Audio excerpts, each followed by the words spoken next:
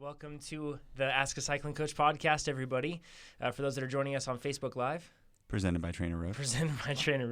For those that are joining us on Facebook Live, we're glad you're here with us. And you can type in any questions that you have throughout the podcast, whatever they may be, and we will answer them at the end of this podcast episode. With that, guys, let's get started with the proper podcast. Sound good? All right. Welcome to the podcast. It's dedicated to making you a faster cyclist, the Ask a Cycling Coach podcast presented by TrainerRoad. I'm Coach Jonathan Lee with our head coach, Chad Timmerman. Hi, everybody. And our CEO, Nate Pearson. Hello. We're going to answer more of those cycling and triathlon related questions today. You can submit them at trainerroad.com/podcast. But before we get into that, let's just pick up where we left off last week, which was Cross Nats. It's all done here in Reno. It was a blast. It was an awesome event to have going on. Nate, you did not race as much as you planned to. Not quite as much. Why? So I did a training camp over the weekend before Cross Nats, and I thought I was going to come in, take a couple days rest, get a good rebound in fitness. I had also pulled my back, so there were many reasons, but I started pre-wearing the course, and I felt really bad. I thought, I'm just tired from this trip, and my back was still pulled, so getting on and off the bike was hard. So I skipped that day. I pre-rode the course, and I was like, I'll come back the next day. But then I actually got sick. So I was just sick the whole week. And I really wanted to race because you'd watch all these people race. And then on the last, on Sunday, I tried to do Carson, which isn't so hard, just a sweet spot workout. Yeah. And it was hard to do anything. So I did the right choice. I made the right decision by not racing while I'm sick, because it just would have been horrible, and I probably would have been more sick. I did some Baxters in between there, like light aerobic riding. On Sunday or Saturday when I did my harder workout, that was actually too soon also. I could have done more aerobic, but just like we talked about before, people gave me poo-poo on my Strava feed. It's like, when do I know when to come back with more intensity? And I picked one that's less intense. I probably could have bailed on the workout rather than just turning it down and finishing it. Yeah. But I don't know. I feel like I'm better today. I'm going to try a hard workout today. Cool. Yeah, that's a hard thing to do, is to swallow that. Even though you want to race, not letting yourself race. And hard. and there was so many races, and it was actually Nationals a course. Ain't coming back next year either, so No. you missed it. Well, Reno Cross. But it was a course too that suited there's one technical spot, but other than that, it was pretty much a power course. What really was, yeah. It was a fun course, too, and that was what I heard overall from a lot of the riders that were there, pro all the way to an amateur. They loved it. Tons of fun. Yeah, it was a blast. The sand was rideable every lap, but I think that it was sand that if you didn't have a lot of bicycular confidence, then you would end up running it. I saw some things that I kind of wanted to share, like some tips, I guess, from watching all week.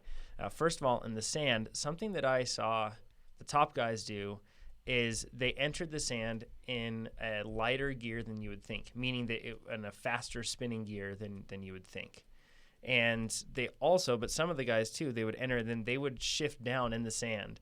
And learning to shift down in the sand is actually kind of tricky, because when you shift down, you theoretically should be dropping down the power you're putting through the pedals for just a millisecond there to let that shift happen without, possibly popping a chain and dropping a chain, something like that. But these guys, I saw a lot of them shift down once in the sand too, the top guys. So it's interesting to see, and I think that's the best thing. We talked a lot about tips on how to go through sand in the previous podcast episode, which you can check out. That's episode 136. And it was as a cyclocross with the pros night that we had here at the podcast, or at the TrainerRoad HQ. So you can listen to that. But something I wanted to see, or wanted to point out, hopping Belgian steps. I saw heard so many people saying there was a speed limit to them. There is no speed limit to them. It's entirely rhythmic. Exactly right. Because we saw people going up extremely slow. Yeah, some people carried no speed into it at all. There's 40 miles per hour. Practicality. Yeah. Let's be real, okay? Nobody's going into that at 40 miles an hour. But the difference between coming into it at 5 miles an hour up to 15 or even 20, they were making it work. Yeah, everybody said there's a speed limit. They were not even remotely close to 40, so that's ridiculous. So we don't need to go that far. In all in terms of how fast you hit it, there were some guys, especially in the collegiate race, some serious bike skill we saw that day. Impressive. Because those riders they're busy chasing Instagram followers with sweet skills rather than perhaps race wins. Those guys, they were coming in so fast into those stairs while others are going extremely slow. It was just all about you have to match the timing that you're hopping with the actual speed. It was pretty interesting to see. And it was at the exit of a turn too, so you couldn't come into it that fast. I mean, I don't think you could push 20 through that turn. Oh heck no. They were like 8 miles per hour. Yeah, that's what it looked like. Yeah, it was, and that would be pretty quick, really. In the mornings, it was always frozen and slick, which was really tough. And speaking of that, one takeaway that I wanted to say is when it's frozen and slick, make sure you air down, because if you don't air down, you'll be like me and you'll crash 4 times in one race before you air down your tires. So let's talk about the other races. Yeah. Chad, you didn't nothing. Nothing. No, I had no intention of doing anything, so I stayed the course. Okay, cool. Jonathan? Yeah, I did a relay race, I did a locals race, and I did an industry race. The locals race was only 2 laps. The relay race was only 1 lap. That was really fun. I like just 1 lap pin. It reminds me of motocross days. So. We had a 2-man, 2-woman relay race for TrainerRoad, and Jonathan did, to his credit, he got the second fastest lap of the day. By 2 seconds. By 2 seconds, and he started in the middle. And I saw you in the technical section. You were stuck behind people. I was. Like, I saw you coming in. There was like 3 people before you, the technical, and I was like, of all the places. I know, right? So I to uncork it. But who knows? The fastest person may have been stuck behind 5. Oh, I'm sure they were. It so was chaos. I mean, well, no. If you would have been in the first lap, it would have been a lot. Yeah, you would have been clear. So free bird over there. Free bird. But anyways, who knows? It's hard with relay to compare. Yeah, one thing I saw a lot of people doing too is not considering the approach and the exit of an obstacle when they were coming into riding it. So, for example, especially when looking at they had a little creek crossing in this case that it was an abnormal obstacle because it was just natural, not man-made. And a lot of people were coming into that and they were thinking it's okay to just roll through this slowly. So I guess I should say a lot of people were dismounting and hopping across. That was really slow. And then some people were like, I can just roll through it, and then I don't have to get off my bike. And then there were people that were jumping over it. And a lot of people decided jumping over it feels sketchy, so I'm not going to do that. I'm just going to roll through. But after that, it was probably the steepest, or one of the steep, other than the technical section, it was one of the steepest surges. So that was a great example of let what follows after the obstacle depict what you do. Yeah, if you're going to ride through the obstacle. Sure.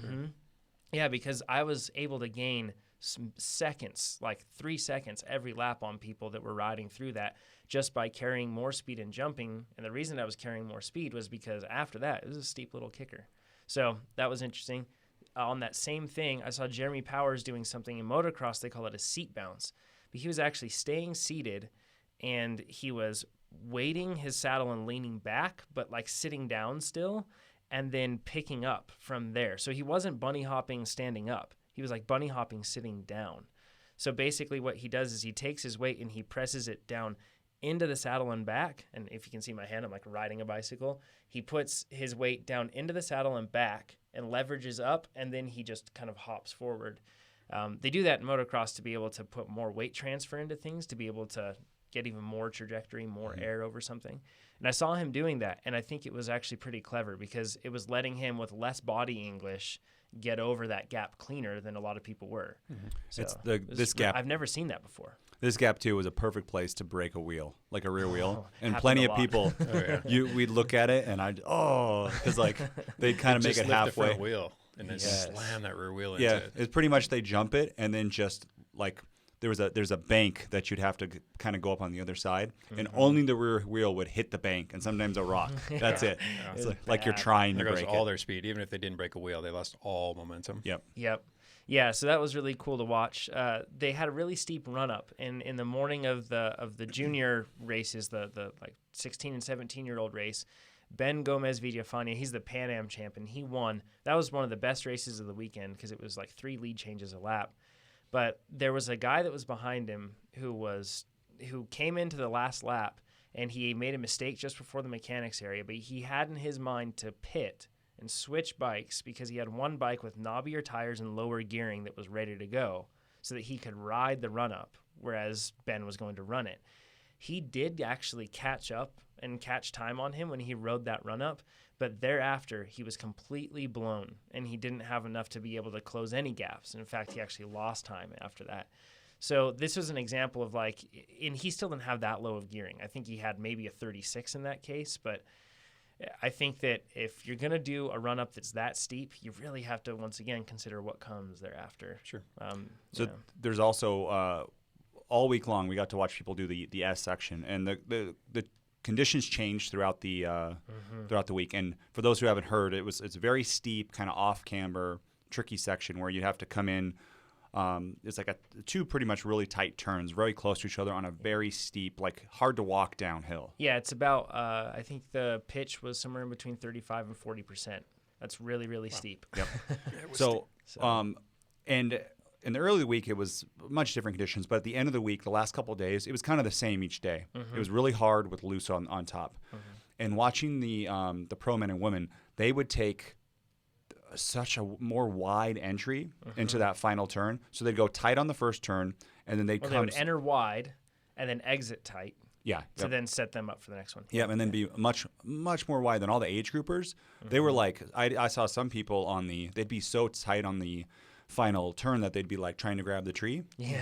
And then I see the pros, and I really got to see the pro men do it every lap, as they would come so tight. And then Cody Kaiser, who's on the podcast, he actually went so wide and then just picked up his rear wheel and had shifted it over, and he just did a little hop with his rear wheel and moved it over and got a straight like shot down. Yes. He pretty much turned himself so he's perfectly like in line, and it took him a quarter second. It looked completely smooth, and like awesome, right? I would fall down. And I saw another pro man, I think you guys saw a collegiate do this too. He picked up his rear wheel and just rode his nose like a unicycle down the turn, and then went. And pretty amazing. That I can't do. I mean, I can't do anything. I can't walk down that hill, so much less ride. But it truly, like, the pros, you can learn something from the pros, right? Yeah. Better lines. It's the same principle of thinking what comes after whatever you're doing, rather than just like, I want to survive through this turn. Because if you do that, then you'll end up in a spot where you won't survive through the next turn. Just thinking a couple moves ahead. Yeah. And to Jonathan's credit, there's another off-camber section before that. And the first couple days, everyone was riding this really high and tight line, and Jonathan's going, he told me, he's like, they're all riding the wrong line. They're all riding the wrong line. I pointed that out. When we got to the top and we looked at the entry, that outside line, that far outside line looked better to me, so that you could sweep across. So it's just... Yeah, but it's the same thing that we always see. You see the rut, and that's the path of least resistance. Or at least appears to be. We're good at that, aren't we? We naturally just see that, and we think, okay, that's the path to go. But you have to broaden your horizon. Yeah, sure. And the pro men and women took a different... The line that both of you guys said. Yeah. Sorry, Chad. Yeah. I wasn't with you when you saw that, but you said the takeaway is just because the line is there doesn't mean it's the right line. Yeah, and that's a hard, pardon the pun, rut to not fall into. I mean, that's what we gravitate toward. The last thing that I wanted to share too was in these icy conditions that I had in the morning, everything. So the rain had fallen, and then after the rain had fallen, everything was pretty well saturated. Like the ground, there wasn't dry ground anywhere. It wasn't necessarily muddy everywhere, but it was just fully saturated. And then when it got cold in the evening, that moisture started to come up, and then it dropped down to below 20 degrees, and it was just everything was frozen solid. Couldn't even break through the surface. And in those situations, it's so much better to look outside the main line. Once again, we're talking about getting outside the main line, but at least you'd have blades of grass that you could crunch down, because otherwise, when you're riding on this goat path that had been developed for a week of racing on the course, it was literally so slippery that in an off-camber section, I stood in my cycling shoes and I was just gliding downward. Like it was mud looking underneath me, but it was that frozen solid. So find alternate lines, get into the grass, other situations like that when things get loose, or I should say slick. So it was a ton of fun, though. I'm so glad that happened. That was Courtney and Cody both did very well. Yeah, Courtney got 4th. Cody got, I want to say you got 10th, Cody? I want 11th. 11th, yeah. There we are. And Courtney qualified for the U.S. She's going to be going and representing the U.S. at World Champs, which is awesome. So those are the two people who we interviewed in the last podcast. You can also look at that at TrainerRoad, or no, youtube.com/TrainerRoad. Yes. We had a live party here at TrainerRoad. We did some... Chad and I participated in team building after that. That knocked me out for like... team building. I was hungover for like 3 days. I'm okay now, but 2 solid days. Our producer in here too was there. And he's 20-something, so it was nothing for him. But hanging with a 20-something. For us older people, it was brutal. It was rough. So, Nate, you and I last night, changing gears. Okay. You and I last night, we got home. Nice pun. That was good, right? Bike puns. We flew in from Valiermo, California. Yep. and we went up to. So for people that don't know, I guess we should set the scene first. All three of us were going to be racing each other at state champs and state time trial championships. No, districts. Districts. Yes. Yeah, well, it's basically state. It's same yeah, thing. it's Northern California, Northern Nevada. Yep, California split into two, and then our regions were shared. So it's state champs. If you win, you're the state champion. Oh, really? Okay. Yeah, you can call yourself that. So anyways, we're going to be racing each other, and it's going to be a time trial. Chad, you have quite a lot of experience in time trials. Mm-hmm. That's your bag. Pretty much, yeah. You're the best of all those things that you do. You're the best at TTs. Yeah, if I had to pick a discipline within, it'd be time trialing. Yeah. We've covered this before, but you narrowly missed out on National podium, but still just fifth, just barely squeaked off of the podium by a fraction of a second. Now, how much time was it exactly? The 0.3 of a second, or 0.3 of a second. It 0.3 of a second. Less than a second for fifth place in nationals. You're bringing up like a traumatizing event. You're getting. I shouldn't say this because this is what motivates people. Yeah. So legit time trialist, Nate. You started in triathlon in terms of riding a bicycle, right? So you have a lot of experience on a TT bike, but do you have a lot of experience with like time trials too? No, just local ones. Yeah. But I mean, a triathlon is a time trial, but it's not as hard, right? You don't go as deep. You're like at 85. Well, depending on the race. Not an all out. Exactly. Ever.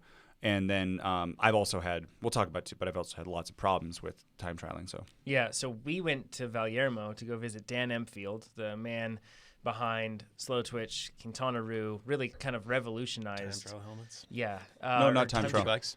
Nope. The helmets? It's wetsuits. So he had the Quintana Roo was the first bike that had like a really steep seat post. It was like made for triathlon. Yep. And then he also the first one or part of I think the first one to do triathlon specific wetsuits too. Oh, that the allowed wetsuits, you to swim effectively. Stack and reach on bikes. He coined that term. So you see, you look on a website and you see stack and reach. That's because of Dan Empfield to try to get the fitting because before it was like, how long is your top tube? It's not the right thing. Just be boiled down to those two things. Yep. Yeah. And we went to go see him to go get bike fits. Yep. So you already had a TT bike. Yes, I have a TT bike, and he has a whole or tri bike. We should probably call it. Yeah, it is a tri bike. I interchangeably. Yeah. This one is specific. It's not UCI legal. I have the specialized Shiv, the one that has the bladder inside. For our TT competition, I can't use that one. But anyways, Dan Empfield has a protocol called FIST. I forget what it stands for, but it's a fitting system. Institute of Slow Twitch, I think. Yeah. There you go. Yep. So he has this compound. It's Dan's crazy dude. He's got 10 acres in the middle of California. It's gorgeous up there. Yeah, like really gorgeous. Yeah. But rattlesnakes probably everywhere because it's like high desert. Yeah. And then he has just a bunch of buildings, swimming pool on his place, and just bike stuff everywhere. Legit bike stuff. Legit bike stuff everywhere. I think he had like over 50 saddles. Yeah. It's crazy. And then a bunch of stems, bunch of bars. He had like awesome TT bikes, gravel bikes everywhere. It was we looked at like one section. They're like, wow, there's like $60,000 of bikes there, but like all legit bikes and different disciplines. He started. I think he did Kona in '81. So the first year they did it, right? I think actual in Kona. Yeah. Yeah.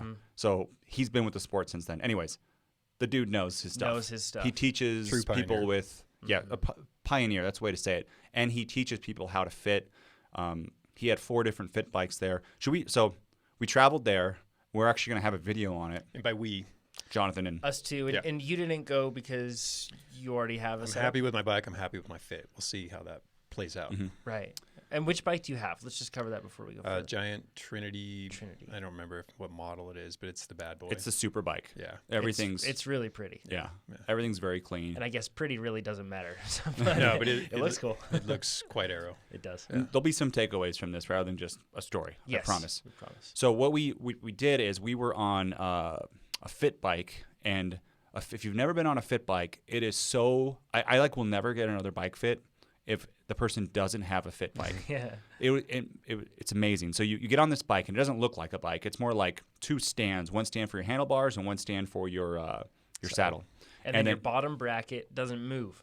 Your cranks, that's an important thing to say. Like, The cranks themselves are a fixed point, because think about it on your bicycle. You can't be like, I'm going to move my bottom bracket forward 4 millimeters. You can't do that. It's fixed in the frame. So just like on the fit bike, that point is fixed. Everything else moves around that. And that's the whole point of stack and reach, is it's from... It's the center of that universe. Yep.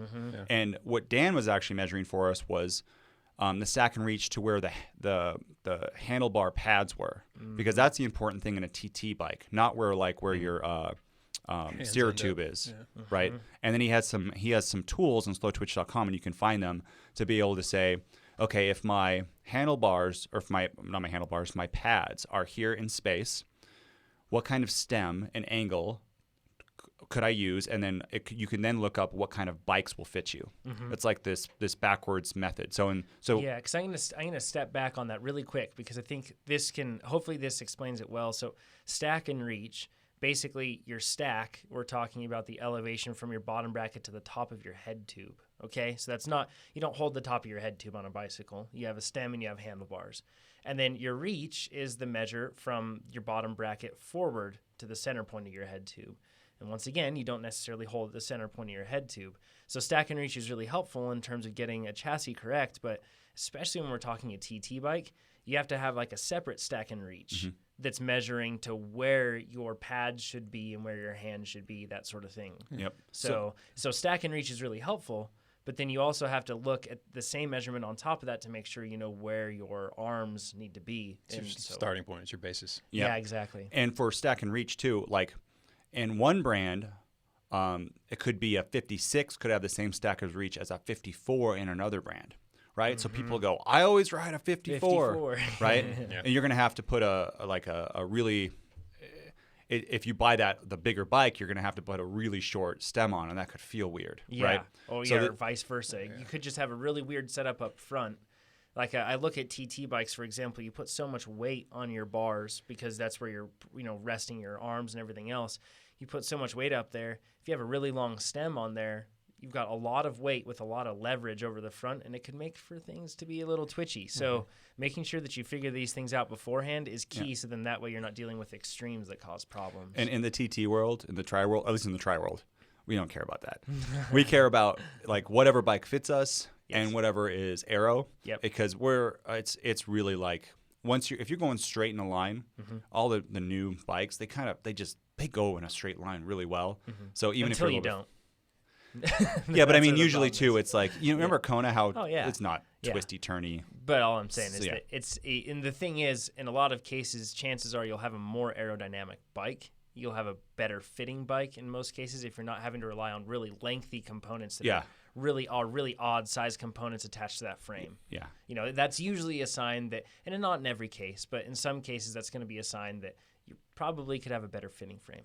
So back to the bike. So there's the fit bike, and the first thing he does is he asks what size cranks you run. And we could have changed crank length if we wanted to, but we just rode what we rode. And the bike is so cool, he just changes the screw.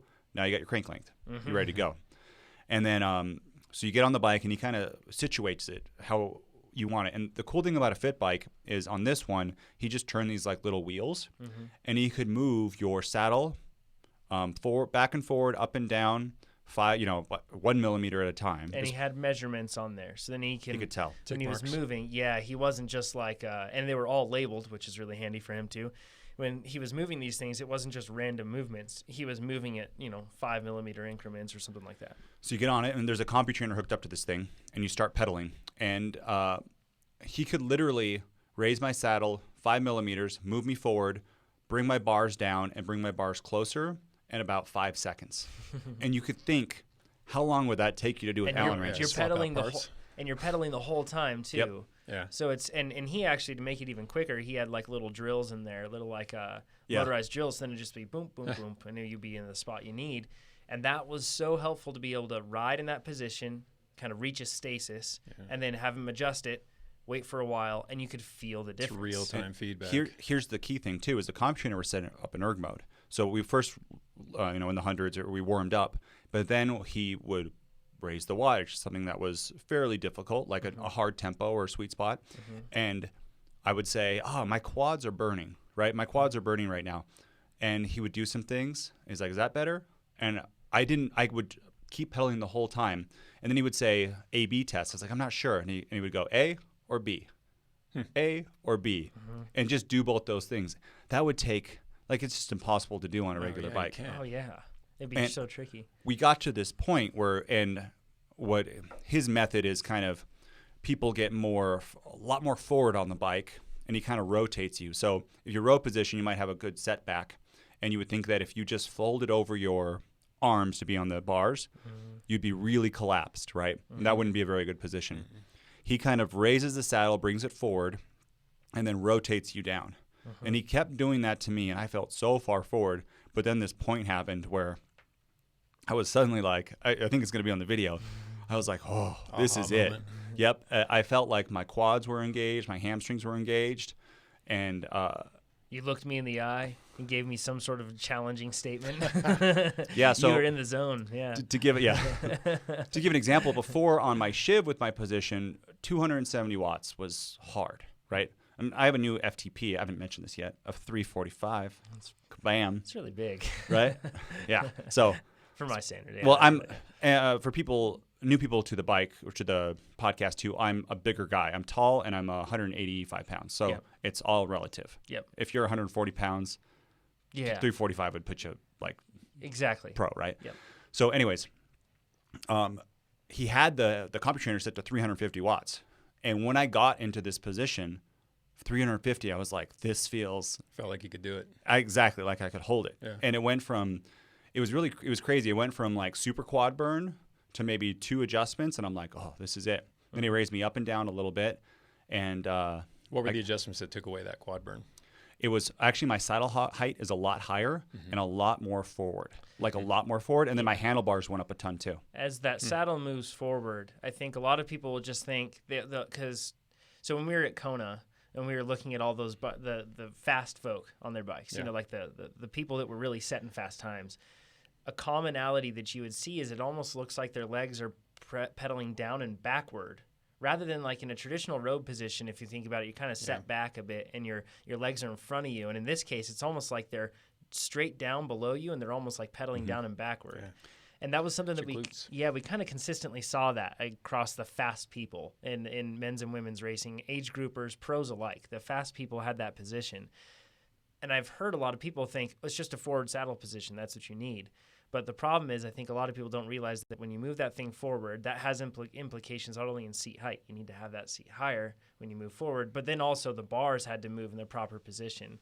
Because even the bars being in the different position, it really changed how, at least for me, I'm sure it was for you, it really changed how my legs felt as I was pedaling. Yeah, even like 5 millimeters up and down went from like, this is easy to, ooh, this is really hard. Yeah. How Dan described it was, he said that what I'm doing is I'm putting you in like a really recumbent bike position. Yeah, half recumbent. He was. Yeah, so if you would like take it and just turn it, you're kind of in a recumbent bike position, which is kind of weird to think about it. Because when you pedal a recumbent bike, you're almost like that's a good visual. Like, you know, sitting up at like a 90-degree angle, or maybe lean back a little bit. Sure.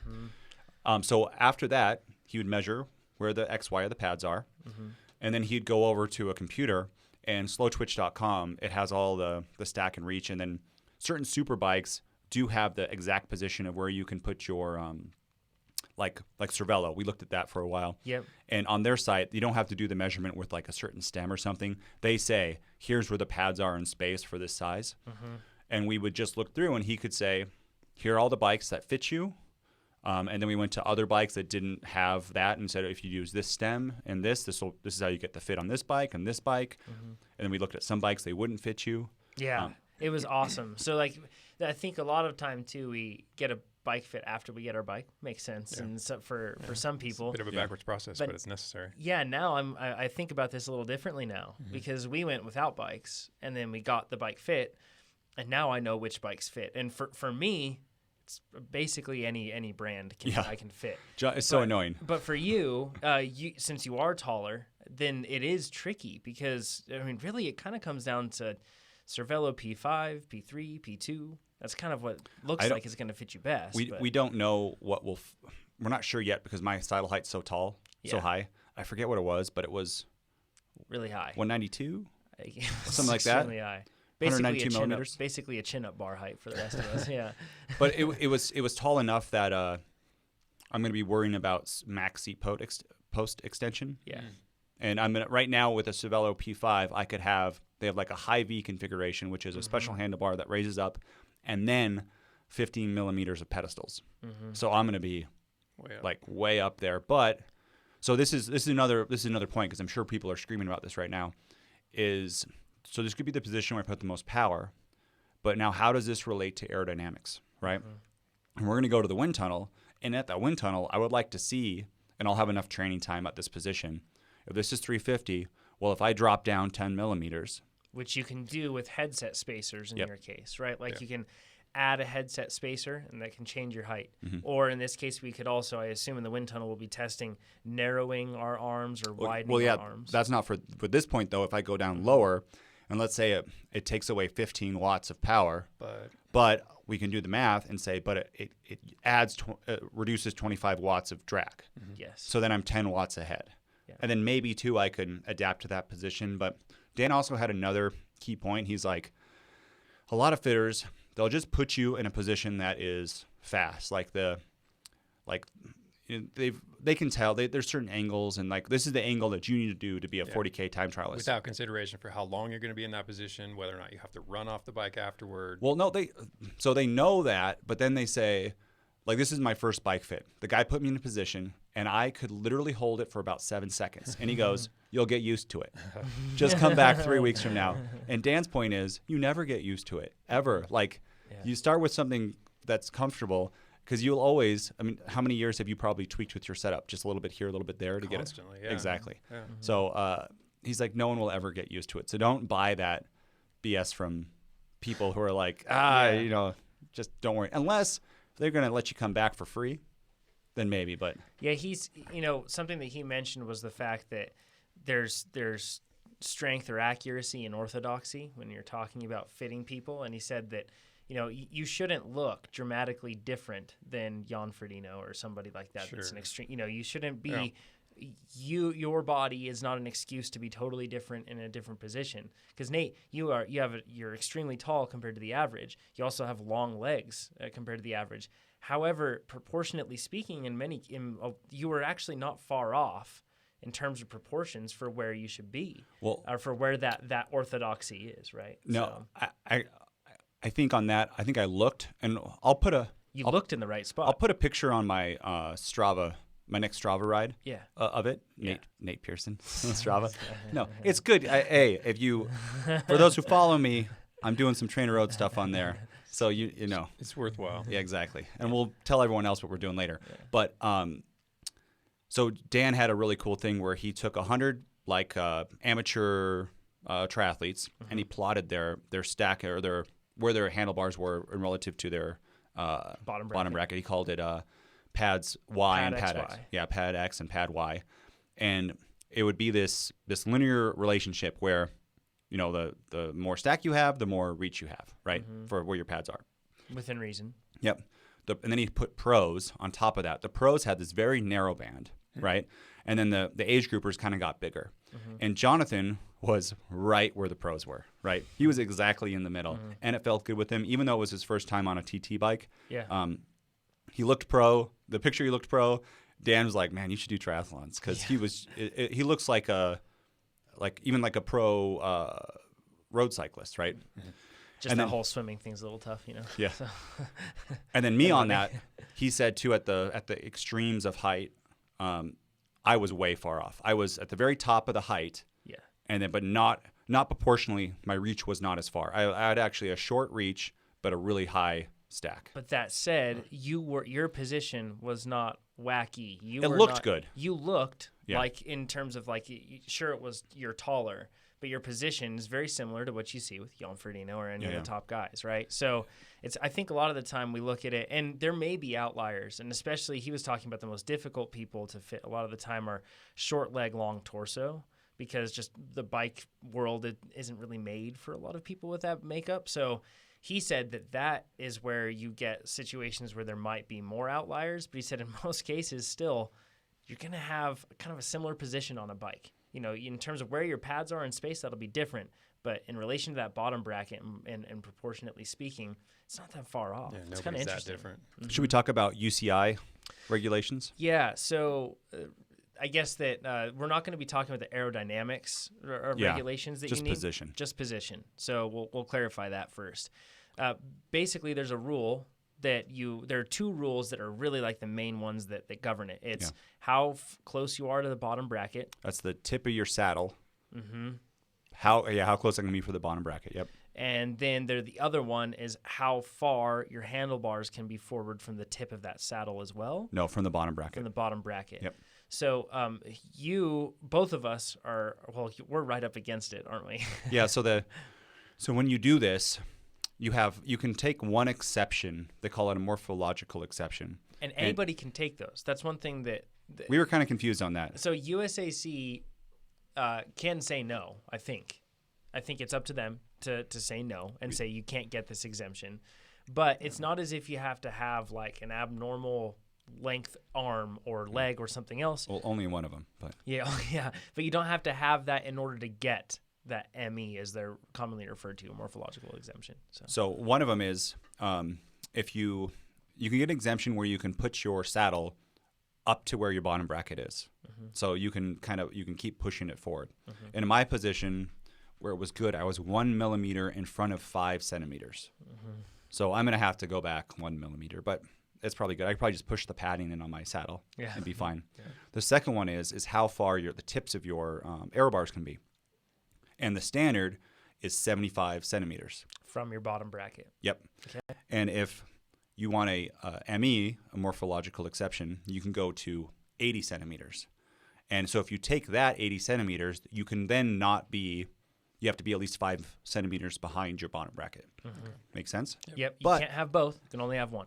But if you are over 190 centimeters tall, this is the one that it does take into account your body, your bars can go out to 85 centimeters from your bottom bracket. Mm-hmm. So with me, my bars at 85, I still can't grab them all the way. Yeah. So this is a little bit BS because in the tri world, it would be fine. I can do whatever I want. Yeah. But in the TT world, like I'm going to have to kind of grab with 2 fingers. That's how at nationals that particular year, I had to take my bars and bring them back, I think 3 centimeters. So they checked you day prior. Yeah, I was beyond the acceptable measurement. And the thing to know about the bars too, we got in a position where it was like 1 millimeter each way, and we're like, oh, I can adjust that at home.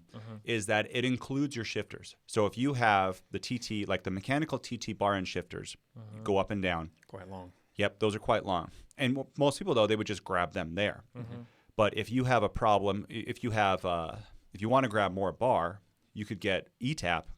And they have the blips and clicks, right? Yep. So I think blips are at the end, right? Yes, and clicks are on the side of those aero bars. Well, clicks can put anywhere, right? Yeah, it's true. Yeah. But they're usually used on the side. Yeah, so you could put clicks, and that's what I'm going to do, on the inside so that it doesn't make the bar any longer. Yep. Right? Because you can't afford millimeters even here. You've got to really be strict on that length. Well, yeah, there's a debate of, I want to be strict, but for everyone else listening, are they going to check you? And Dave Christensen, who was there, videographer, made a good point. If you break a record, they're going to check your bike. Absolutely. Maybe if you do a 58-minute TT in Cat 5, they're maybe not do it if you're not far out, but it's good just to try to be within it. Yeah, of course. And for us, we're going to be in it because it's got to be legal. Yes, has to. Another thing. Otherwise, they can find this podcast and just pop us right there for it. Exactly, yeah. Of course, I want to be good. The other thing that's interesting in the triathlon world is a lot of people will put their handlebars really high and try to close that space. Yeah. For UCI, from the pads, your handlebars, so imagine like a horizontal line where your pads are. The tips of your bars can only be 10 centimeters higher than that, or I think it's 10 lower. You can go either way. So you can only raise them up so high with 10 centimeters. And you can't angle them, can you? You can angle them, but only within reason. No, it's the 10 centimeters thing. So you can angle them up so that just so the tips of the bars end up 10 centimeters high. And then you'll see some people. I remember, I think Dave Zabrinski. You'd see them holding with like a pinky on the top because they want to have that extra space of their hand to close that area. That's the stuff where we're in the wind tunnel. We can start playing with it, where you can go, let's go up, let's go down for the limit. Looking forward to that. And I'm going to I want to try to go really high just for triathlon in the future because we're going to be there. Why not just try it, angled up really high ones? Of course. Yeah. It was really interesting. So for people that don't ever ride TT bikes. This was, my first riding in the aero position was on a fit bike like this. And I learned a few things. First of all, I felt like I was going to fall off the front of the bicycle. It feels weird, right? And I was told that that's just how it feels. Yep. So, and the thing is, if you can get over that, and the fit bike really helps with that because they can refine that position, I was able to put out a good amount of power. When I first got into that position, I was not able to put out a lot of power. Felt like a lot of burn in my quads. But then once I got into a proper position, I was able to put out a lot more. And his proper position, again, was up and forward, Yes. and then rotated down. So he kind of like would lower the front bars and bring them in.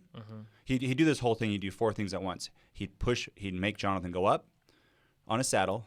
He'd make the seat be closer to the bottom bracket, and then he would lower the handlebars and then bring them in. He kept doing that because he's using that bottom bracket, like you said, Chad, as kind of the axis for everything, right? And something that I learned in going through that process is where you're supposed to sit on that saddle, too. I know this seems silly for people that probably are. People who are not, though, they need to know this. Yeah, so I was riding an Adamo saddle, I think, the ISMs. And I was riding that saddle, and I was basically... It's not like just full soft tissue pressing on your saddle. Like your pelvis is there, but I was pressing on almost the tip of that saddle, right? So it wasn't like I was seated back into that saddle. And I'm so used to like anchoring my sit bones, and it was nothing like that at all. It's a very forward position. Yeah, that's actually Jonathan goes, I'm having problems anchoring my sit bones. I'm like, you don't anchor your sit bones on a TT bike. Yeah. When I first got up there, I was like, what am I going to do? But the other thing that I realized with this too is that I'm going to need to do a lot more. And I really think that, so I hear a lot of people bagging on planks for cyclists and that sort of thing. But I really can see a benefit for a plank in a TT position. I don't know who those people are, but they're out of their minds. Yeah, because if when you're in that position on your elbows like that and your shoulders start to burn, that's basically what's going on when you're in a, and it's not that. So I guess what I'm getting at is shoulder burn. It doesn't mean that you're necessarily in the wrong position. It's just something that you have to, that's something that's normal. Like, it's you do adapt. Within reason. Yeah, so that one you do adapt a little bit, but we tried changing our arms narrow and wide. And found a part where we both experienced least amount of fatigue. Yeah, exactly. Yeah. The least amount of fatigue on that, and you do get used to that a little bit. Correct, but it doesn't mean those are muscles that have to be trained in that way. That's what I'm getting at. Is that like it takes training? Like it's not like it's just going to be a natural position for you. It takes training in terms of the strength that you need to hold yourself in that because you don't do that very much. Otherwise. The going back to the TT saddles.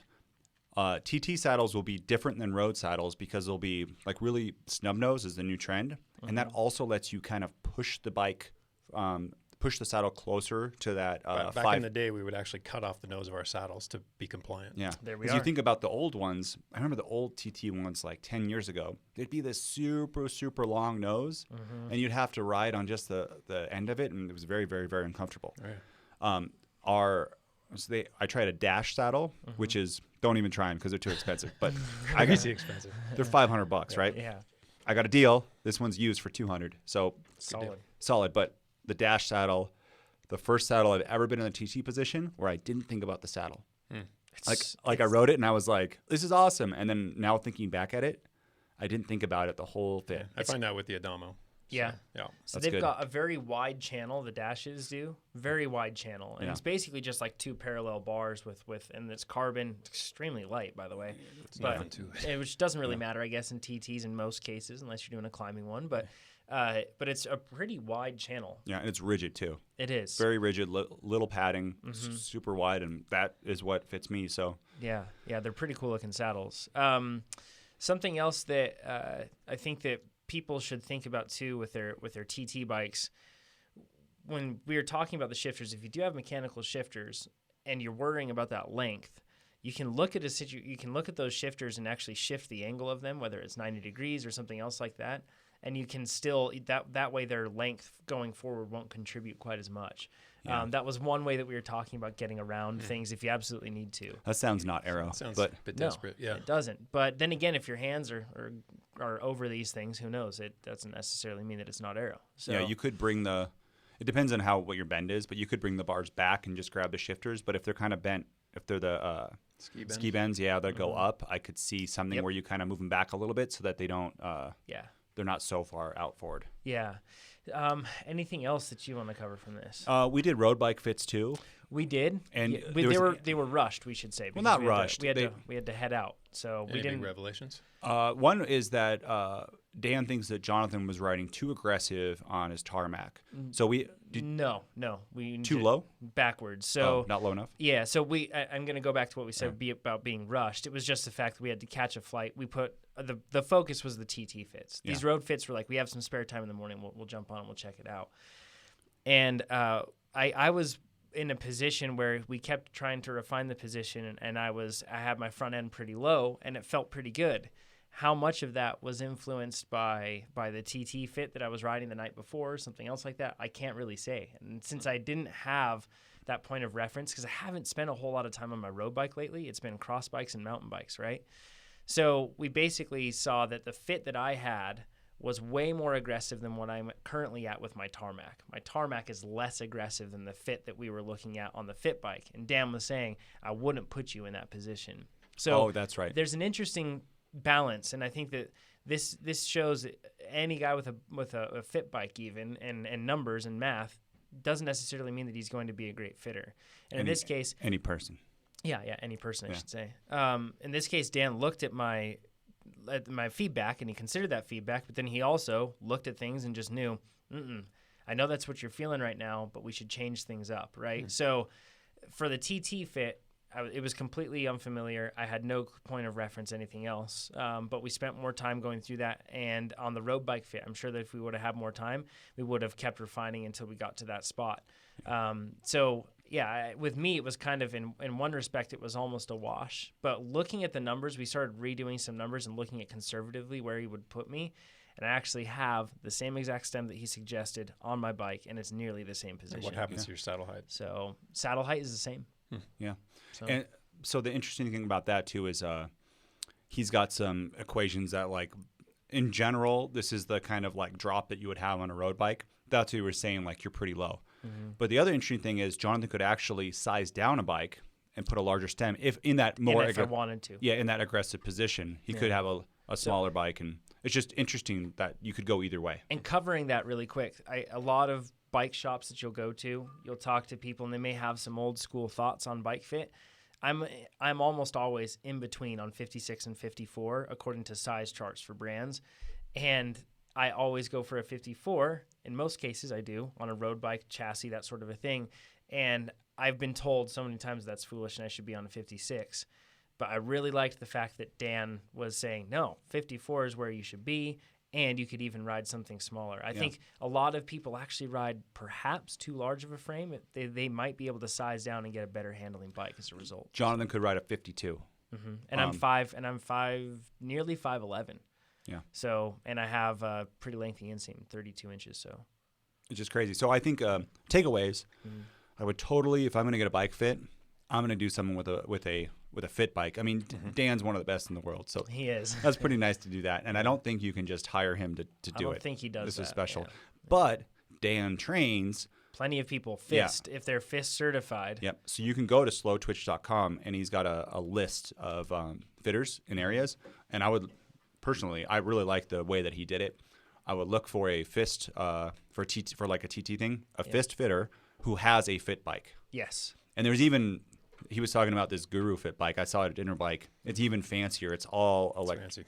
Yeah, it's all electronic, and it will tell you. We did the stuff looking up the bikes manually, but it will just tell you right away.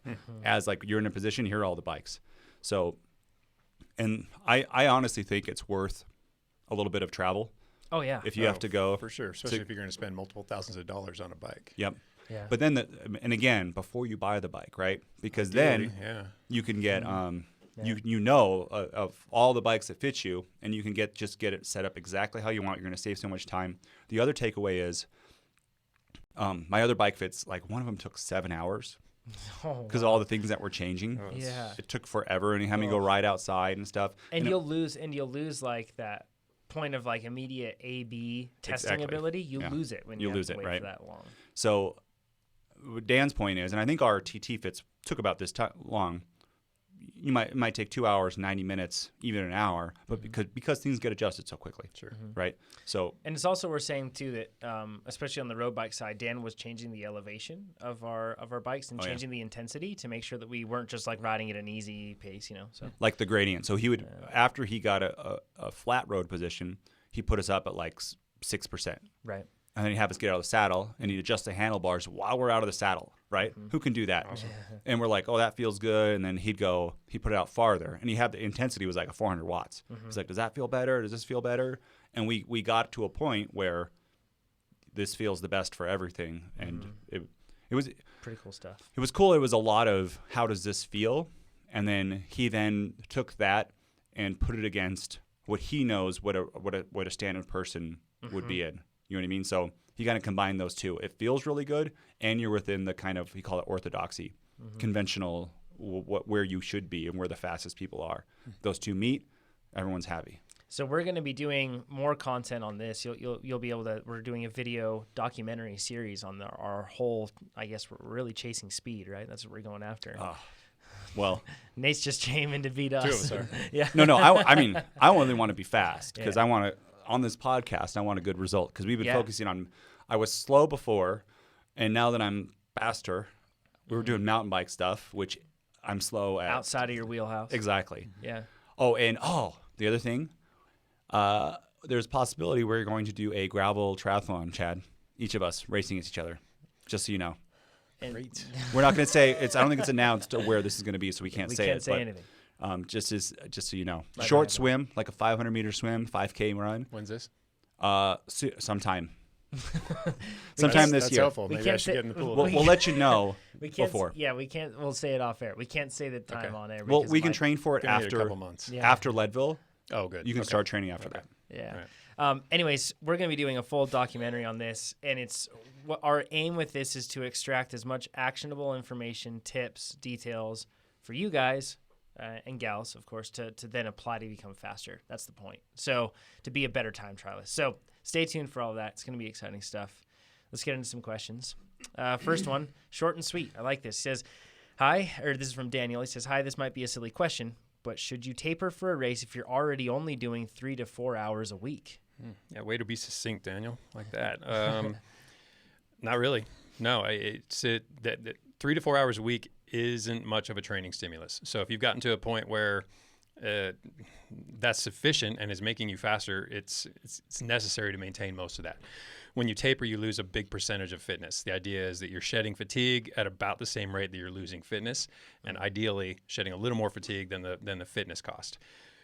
And with 3 to 4 hours a week, you're probably not carrying a lot of fatigue, first off, and you probably don't have a lot of fitness to lose, secondly. So a taper is built into the low-volume plans, but it's with the caveat within those week descriptions that say you might not need a taper. You might be able to train through this, carry the same training load into the weekend, and simply race in place of your Saturday workout because of that. I think it's also going to matter your age, your diet, always your those training factors. history. Yeah, and because if you're 65 and 3 to 4 hours a week, for real. Yeah. So if it's still a sufficient training stimulus to make you faster, maybe a bit of a taper, and it's only going to be a bit of one, will be beneficial. But in most cases, probably not. Yeah. So I know so many people that are putting in 3 to 4 hours a week because they're riding outside, and they'll go for three rides a week or something like that. So they'll get up around this region. Mm-hmm.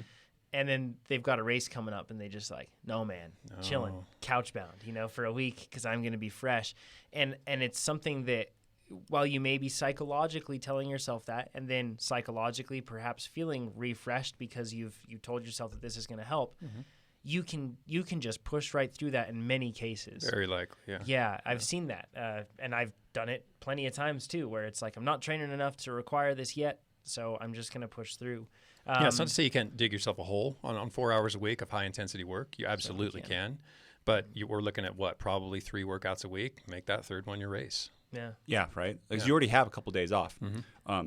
To contrast that, I did before this last FTP boot bump, I had a 5-week block where I was doing 9 hours a week, all indoors. Yeah. And then my recovery week was 4.5 or 5 hours or something that week. So more than this whole week. Yeah. But that was enough to that was enough rest at the end. It bumped me up. Yeah, you know what I mean? A lot of it has to do with relativity. right? Right. Yeah. It's all relative. So if you're going 3 to 4 and then you do you don't want to do 0. Yeah. Right. Yeah. Yeah, exactly. Yeah. And 3 to 4 might be a lot for some folks. Alex says, "Hi all, I'm a runner and weightlifter who has been recovering from a broken foot the last few months and received the doctor's blessing to ride and stay in shape. I've got 2 questions I've been having trouble getting answered elsewhere. I'm currently 199.6 pounds. It's very precise. Not 200. Not 200. Stay underneath." And he says, "It's 6'3" and I know this drags my power to weight ratio down dramatically. I spent years building up the muscle to get here, being a more typical endurance athlete, cross-country runner, and don't want to drop back down to the high 160s to 170s where I was at the peak of my running. I also need some of the extra muscle I'm carrying around. I currently serve in the Army Reserves, and the strength helps with lots of the functional fitness requirements of military service." Thanks for that, by the way. He says, "Is there a happy medium to be found? Can I be competitive at amateur levels in cycling without being super skinny?" That's a good question. Heck yes. Heck yeah. I just met Stefan. Yeah. Okay, so Stefan. I always say Hoffman. Stefan. Okay. Yeah, Stefan so Hoffman from Cliff Bar. during our vigorous team building on Saturday night at the bar, I met Stefan. Yep. He is 6'3", 200 pounds, with an FTP of 420. Yeah. He is very competitive, Yes. right? So he's pretty much the exact same size as you, Yeah. and he's a big guy. He did the drop ride here, and he can hang on the climbs, but he's not as fast as other people. Right. But on rollers or flat stuff, Or man, short he can climbs. Put the hammer down, yeah. he can put the hammer down. Yeah. So But he's a powerhouse. I mean, not a lot of people are going to see a 400-watt threshold, doesn't matter how big they are. Exactly. So you can still be quite fast on substantially less watts. I mean, you're basically describing my build. I'm super close to that. I don't get quite that heavy. I'm not quite that tall, but very close. And I've been where he's been, the high 160s, low 170s, raced really well. Been high 180s, low 190s, raced really well. So it's one factor is, and we've talked about this a number of times, is picking your courses. So, What courses would you pick in this case? Basically what Nate just talked about. I mean, rolling road races, maybe flatter road races, flat fast crits. If you're a criterium racer, time trials, keep them flatter the better. But this is one of those instances where you would stop looking at your strength to weight ratio as much as perhaps your power to aerodynamics ratio. But in any case, just pick the races that suit you and look at the bigger picture, which in your case is that you're an Army reservist. You're not just a bike racer. You defiantly do not want to go back to that lightweight. So you're going to have to either build the power or accept that you're just not going to be as fast as you could be. I think picking how you race those, or deciding how you race those, or you are going to race those events beforehand, is big too. Yeah, for sure. I think strategically it changes the way that you end up racing. And I see a lot of big guys that are very clever in terms of how they race. They look at their advantage in the sense that once they get their momentum going, it plays into their favor. They have big power. So if it's winds coming in a section, they know that the little guys are just going to really struggle with that. Yeah, you can cripple riders just ride away from them. Cross courses too. Yeah. I mean, if you're good at biking, you're good at handling, what you don't want to do as a big guy is slow down in the corners and then accelerate. Yeah. That's going to kill you every time. But if it's a grass course where you're mainly trying to overcome power to rolling resistance, right, and then you can hold speed in the turns, you can totally be competitive. I think in general, as a fit person at 6'3" and 200 pounds, you can totally be competitive in the age group, and you could even be a domestic pro at that build. Sure. But you're right. With big power. Yeah, he's got Stefan has an incredibly high VO2 max. I'm sure that's not normal, and I wouldn't say the normal person can get to a 420 FTP. But I'm just saying you can do it. Be a very good bike handler too. If you're a larger rider, you can play that large physique to your benefit quite often. Yes. If you can, once again, momentum's your friend. Slowing down is bad, right? So if you really learn to carry momentum and have good line choice, like Chad, you're expert at that. In criteriums, you're very good at maintaining that momentum. And if you do that, plus having a bigger build and having hopefully, a relatively higher FTP than the little guys. Yeah. If that's the situation, then you can really just be a freight train and carry more momentum, and it can be challenging. And remember that the weight, body weight, doesn't put you at a disadvantage in going through a corner. If anything, it actually is helpful because it pushes more weight into those tires. And if you consider the dynamics of mass start racing and you're a bigger guy with just a little bit of an aggressive riding style, you can do what you want when you want. There aren't a lot of people who are going to try to shut you down or aren't going to let you into a line or aren't going to let you pull through. You're kind of in charge as a larger rider. Yeah, Alex, he sounds muscular. Yeah. So just kind of like, I picture like a 140-pound guy, and then big Alex comes by. You let him in. Oh, I've never thrown an elbow on a big guy. Never have. Nope, don't do it. Probably but wouldn't. A smaller rider, I'll come in and I'll be comfortable making sure my elbow's a little wide when I move through that gap. Here's a question for you two. Yeah. Say Alex is getting a new bike. He has a choice between a light bike or an aero bike. Same price, whatever range. I go aero every time. Aero. Yeah, that's what I was going to say too, aero, right? Because I think a lot of bigger people are like, I need that benefit on the climb. Yeah. But really, the extra, in general, aero is usually going to make you faster, but the extra couple pounds, you're still not going to hang. Yes. But you still got to play to your strengths. And losing 2 or 3 pounds on a bike isn't playing to your strengths. That's what I think is like, it's making your strengths even better. Yeah. Yes. Like if he was very small, I would say, had really high power to weight, I would say get a light bike so you can make that breakaway on the climb. Sure. But if he's in a crit and he's going to make a breakaway, like get the aero bike. You want to be as aero as possible. And also being a bigger rider, let's say that you are, you weigh 200 pounds, you have a good amount of power, you're putting through those pedals, a good amount of torque. A lot of the time, those light climbing bikes too tend to be a little bit more flimsy, whereas the aero bikes tend to be pretty rigid. So that's another thing that's important to remember because I've seen big guys get up and sprint out of the saddle. That's a lot of torque into that frame. You lay down big watts, you want a stiff, responsive bike. And you see, too, even like there's the Specialized Tarmac, which is like the climbing bike, and then the Venge Vias, which is the sprint, or not the sprint bike, it's the aero bike. Yeah. But you see the top sprinters, too. They're almost always using the Venge Vias, right? Always, for the finish line, and I think for the stiffness also. Yeah. And I mean, there have been situations like Sagan using the tarmac, I think, in World Champs and that sort of a thing. But it's a hilly, though. That's a hilly course. Yeah, so he's trying to. And also, that's a really darn aero bike, as is the tarmac. It's not far off actually from their Venge Vias. They say the tarmac is no more aero than the last Venge. Yeah. The old Venge. Pretty impressive. Yeah. Isn't that cool? The second question from Alex, he says, I find that my available time per week for cycling falls somewhere between the low and mid-volume plans. I can usually fit in 4 days a week, sometimes even 5. Any suggestions on when and what to add to weeks where I find myself with the extra time? Thanks for the excellent podcast, training plans, and app. You can go a million directions with this one. So if you're getting basically what constitutes a low volume plan, a couple days of intensity, and then maybe a longer day of still high but lower relative intensity, you're covered. So what you do with those 4th and 5th days, you can look at any of the mid volume plans, and it kind of follows suit. Is maybe do an endurance ride or a longer aerobic recovery-ish sort of ride with that extra day. But then you can also target any number of things. So maybe, not in your case, but maybe you want to lose weight. So you go do a longer ride, maybe a depleted ride. Maybe you're a mountain biker, you want to work on skills.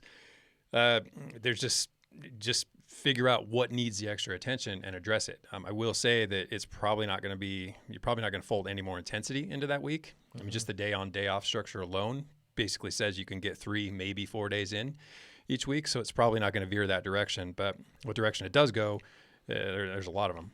If you can take the more intensity too, rather than adding another intense workout, I like doing the plus versions of a workout. Of the same the same day at the same. Especially on low volume, so it could be an hour that day, but you could do the plus one. It might be an hour and 15 minutes. Yeah, that's a great suggestion. You kind of get an extra interval in. Here's why I like that too.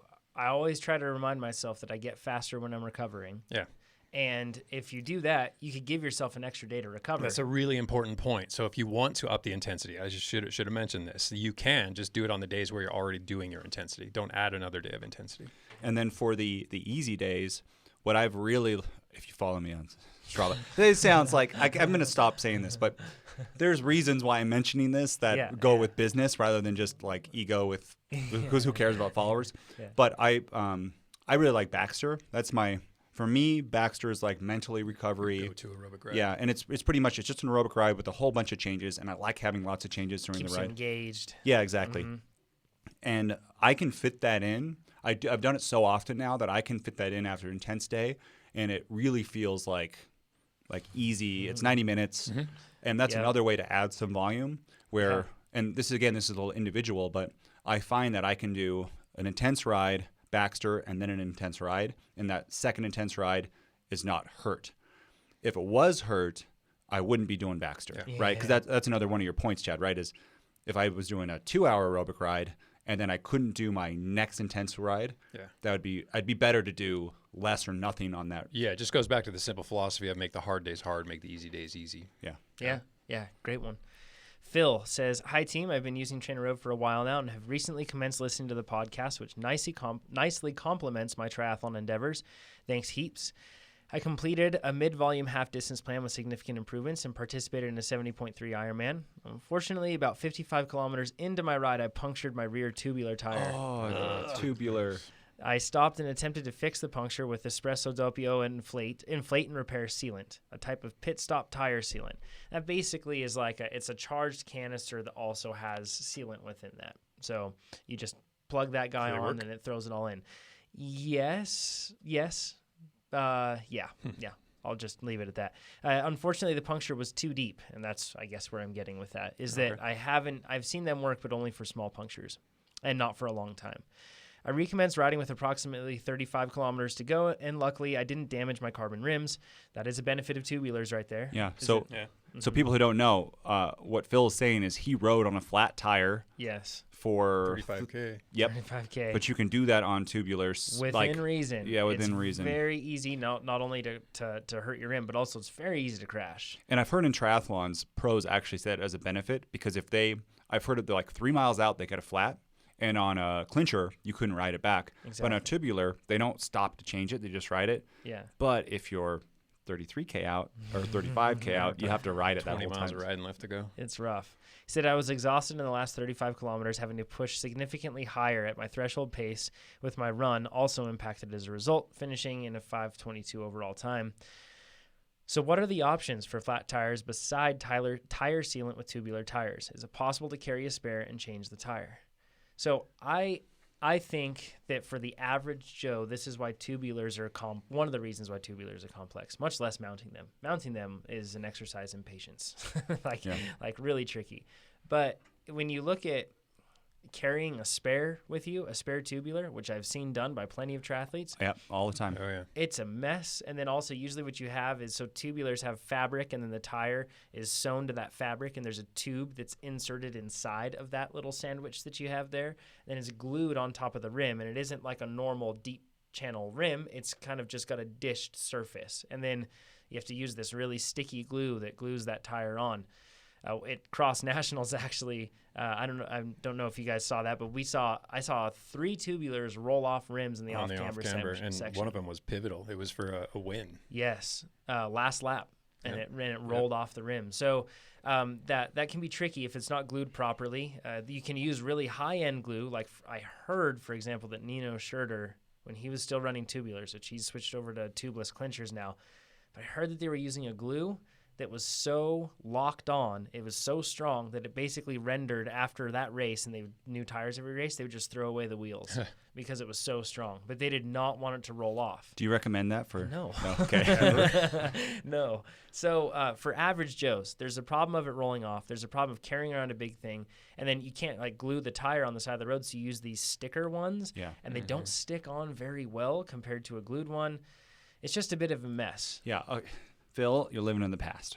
So I used 10 years ago, I would see even pros, they'd carry a spare tubular with that strip that they could peel off and a canister, right? And then, but it still takes a long time. Yeah. Now we have tubeless tires. Tubeless Clinchers, man. So if for triathlons, this is what I would do.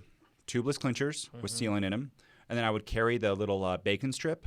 Yeah. What are those called? Strips of bacon. So it's a tire plug kit. Yep. You can get it from Dynaplug, makes a really nice one that's lightweight, small, and compact. Genuine Innovations makes another one. So if you get a slice that's so big, which I recently got, where the sealant doesn't seal it, the sealant just keeps spurting out. You jump off your bike real quick, and it still comes out kind of slow, the air. You stick the little plug in, you pull it out. It's then sealed. I would then do maybe I would either ride on that pressure or I would do part of a CO2. And you can do that by just, as you put the air in, I would untwist it a little bit and then twist it back until it's You're kind of talking about your CO2 nozzle. Yep. Or CO2 on the nozzle, until it's hard again. You could carry a hand pump too if you wanted, but that's kind of It's annoying. slow, but the benefit of the hand pump is so when you use so Clinchers we should cover, or tubeless Clinchers, tubeless setup, it uses a different sealant than what you see with that Espresso Doppio deal. It doesn't use, that's almost like a tire, like when you get the tire foam that you put in if you get a flat like emergency stuff. Okay. Whereas sealant is latex sealant. And this stuff seals extremely well. However, if you flash it with a bunch of CO2 and it's freezing cold in there after you use that, it can degrade the quality of the sealant and make it tougher to seal. So that's the benefit of using something like a hand pump in the sense that you could use that. But the cartridge will get you out in a pinch. On my normal rides, I'm carrying that little small hand pump, right? And that'll work. But in a race, I would use a CO2. And then after the race, I would just put new sealant in. And right. I can't remember the name of the brand, but there is a brand now that has a CO2 cartridge that is also a tire plug deal. So you plug it in, and then when you start pulling it out, then it lets the air out of the CO2 in the same exact spot and then leaves the plug in there. It's brilliant. So, yeah, it's really good. Okay. That sounds cool. So that's a great option to have. And once you have your tire plugged, I mean, I've seen people ride gnarly enduro trails with a tire plug in their tire for like a whole season, and it's fine. But if you're riding road, I highly recommend throwing that tire away thereafter because you'll have a little bump in that surface, and you don't want that in terms of handling. So for rolling resistance on a triathlon, Phil, like the top, I want to say the top Clinchers are faster than the top Tubulars based on like people's reports with roll down tests and like drums and stuff. Yeah, you're just dealing with less layers bumping against each other. And one of the big problems is the deep channel that you had with like Clincher tires with tubes before, but now it's with tubeless. It's not as complex. So Phil's riding a more complex system that's slower. So sell them probably more expensive. And yes, that's probably for certain. So I would sell those carbon wheels and get carbon Clinchers. Yep. Or aluminum Clinchers, either one. Yep. Like you're gonna have to sell them to somebody who doesn't listen to the podcast. Yeah. There's plenty of people though. There's like so like almost like a romance around tubulars, right? Oh, totally. Totally. Where it's like I am a true bike racer because I have tubulars. It's heritage, and old tradition, school tradition, you know? romantic. The cool thing is with sealant. So I've tested this when I first went to tubeless tires on my mountain bike. I had an old tire, and my brother was convincing me of this. So I had an old tire. We mounted that up first, and he had a board with nails, and he just rolled my bike right over the board with nails. 6 nails into my tire, and it sealed up.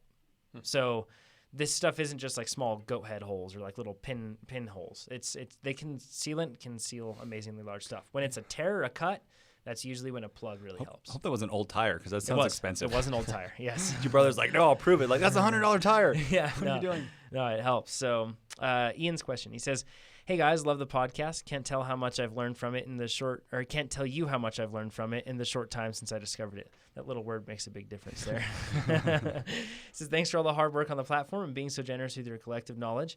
I have a race coming up in January in southern Utah, and I'm wondering how body temperature can affect performance, specifically whether to wear full leg warmers, just knees, or bare legs. Depending on the temperature that day, what is your recommendation for how much to cover up, possibly sacrificing aerodynamics and freedom of movement? Thanks. Keep up the good work. If I could jump in really quick on the freedom of movement part, a good set of warmers will not inhibit. Impact you. No. Yeah. So I find that like riding tights a lot of the time may inhibit movement, but not necessarily. Some brands make some really good ones.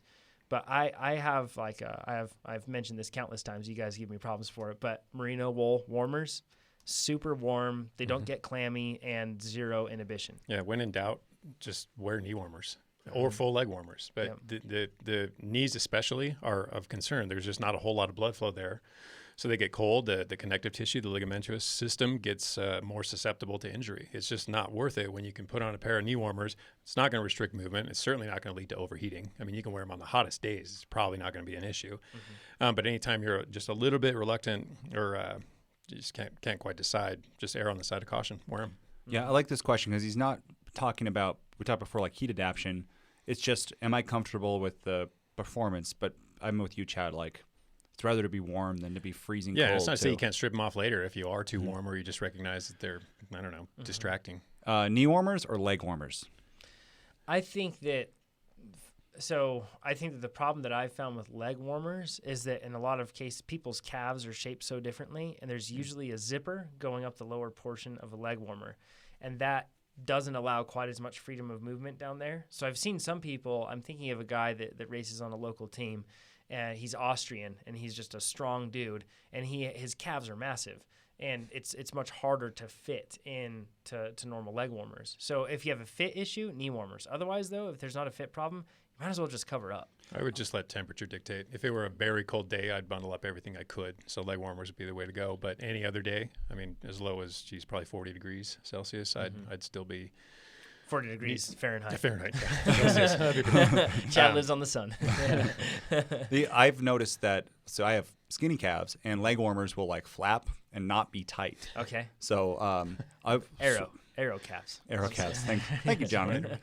I bought the Swiftwick. They make a wool sock. Yeah. And they go up so high that with my knee warmers, I can really have no exposed surface. That's the other thing. Tall socks and knee warmers, you basically have leg warmers. Exactly. And then on a cooler day, I could go shorter socks, but it pretty much covers my whole leg, or I could make it fashionable where I have just a little slip of skin. Sunburn. Yeah. Yes. Exactly. Yeah. It's a real good look. Another tan line to add to the list because you don't have enough as is. What about embrocation cream? Yeah, I'm a big Embro fan.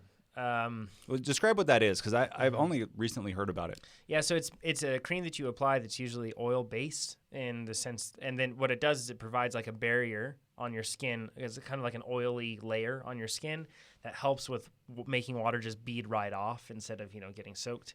And then also it almost always has some type of a capsaicin mixed into that. So there's a warming effect to it.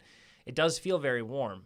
That said, it doesn't necessarily make you warmer or improve blood flow. It doesn't. So that's something to keep in mind.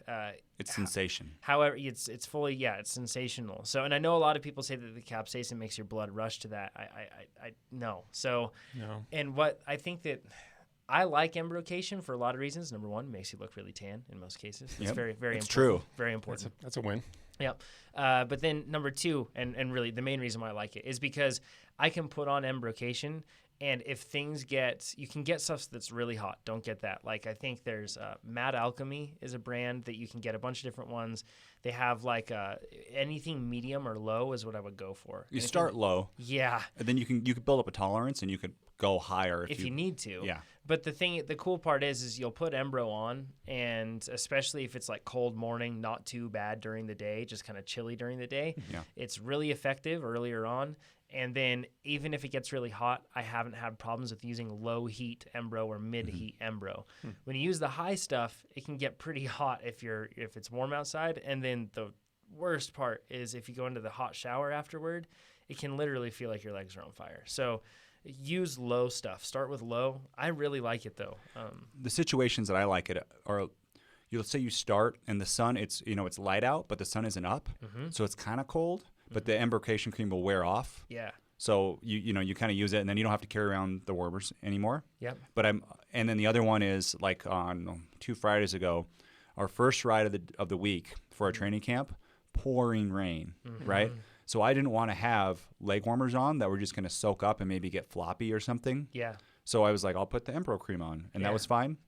And the third one is a muddy race, like a cross race or mountain bike race where all this mud could potentially stick to my leg warmers and then cause like, issues where it's going to flop around and stuff. Or add weight. If it's really muddy, that stuff can pile up, and mud sticks to mud. Yeah. So if you have a little bit of mud on that fabric and then it keeps adding up, it is weight. So. Yeah. Well, I mean, and too wet, you get your leg warmers really wet. Yeah. They're like, they can hold a lot of water. And all those situations, like if it's not too cold, right? The Embro cream is probably it's a cool thing. Yeah, so I like it. to put it on, put your bibs on first. Yes. Put your bibs on because you don't want Embro cream getting where Embro cream should not be. Yes. Yeah. Pull your shorts up high. Yes. And then put it on.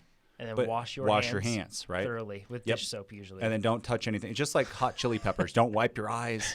Like sounds so complex. You're not building a real strong case for this stuff. Yeah. Actually, I have some mild stuff, and it's not strong enough for me. I can't feel the heat, so I'll let you try it, Chad. I'm okay. Okay. Thanks, I'm an Embro fan, so I'll give it to you. I don't put specific degrees to when I turn things on or off. Basically, like, okay, now it's knee warmers, arm warmers, because humidity has so much to do with it. The pace at what I'm riding has to do with it. honestly, the best thing that I can say is that, and I don't know, Southern Utah, it doesn't have a whole lot of road races. Maybe this is. It does have a lot of mountain bike races, so maybe this is the case.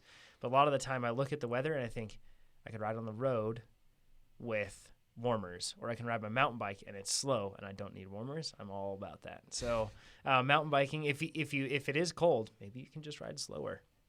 Ride a discipline that still has you riding at what you need to do, but slower. Anything to get people to mountain bike, Jonathan's like. All for it. It makes for good humans. So last one is from, and then for those that are with us on Facebook Live, type those questions in and we'll get to them right after this. Ewan says, hey guys, can you explain a little more about pedaling technique? I've come into TrainerRoad after a year or so of unstructured but enthusiastic mashing up hills for training. That was like me too when I first started. I've been following the drills but find it hard to visualize a kick and pull, and he says that in quotes, as it feels so different to the piston-like movements of before. And when he's talking about a piston, he's talking about mash down, mash down, mash down. I can certainly get it to the point where it feels more efficient on the trainer, but is everything below the knee supposed to feel so, and he says in quotes again, floppy? Any kind of additional tangible tips would be appreciated. Thanks, guys. Yeah, you and that floppiness is exactly what we're trying to correct here. So we're not looking to derive more power out of different aspects of the pedal stroke so much as make it more fluid, looking for economy of movement. So we don't want a lumbering pedal stroke where it's a lot of power than nothing, a lot of power than nothing, where if you were to plot it or look at it visually, it would be very evident where all the power is coming from.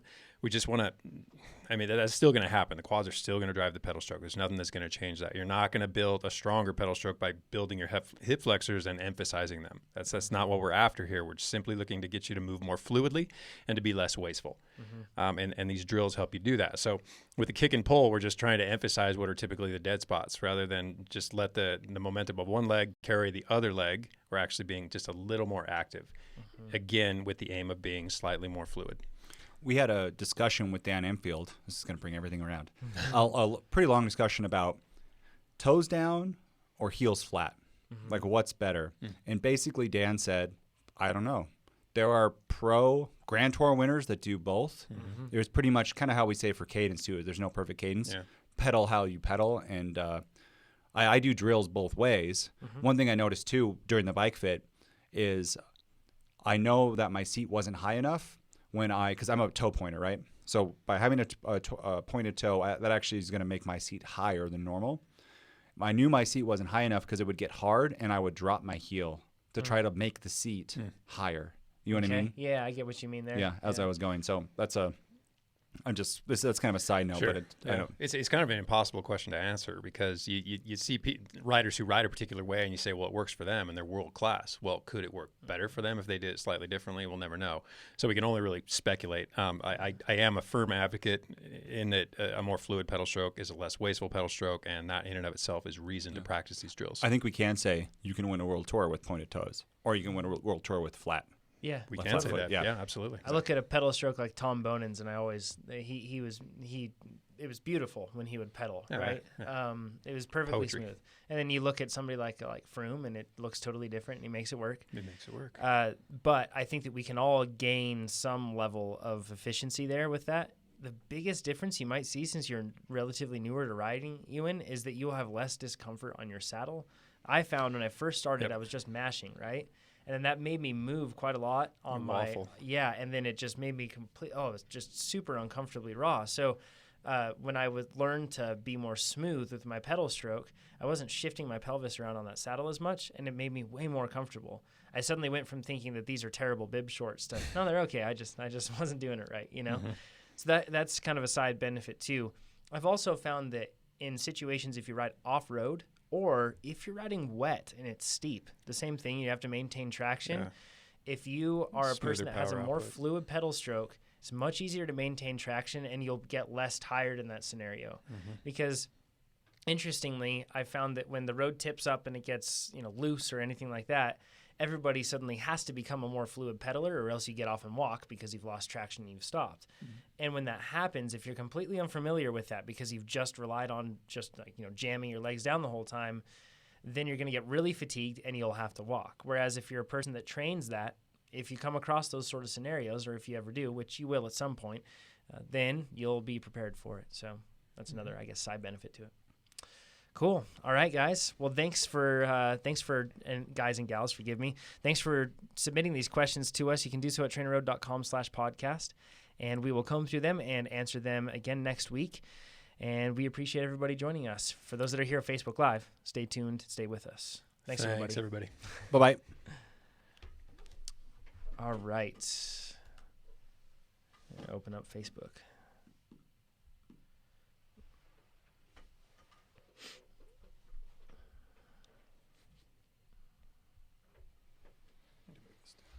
I was all ready, then I had it viewed as my personal page and not as TrainerRoad, so I'm sorry. All right. Let me see. Cool. Here we are. Lots of questions. Taylor says use Embro. I agree, Taylor. I like Embro. Good question. Uh-huh.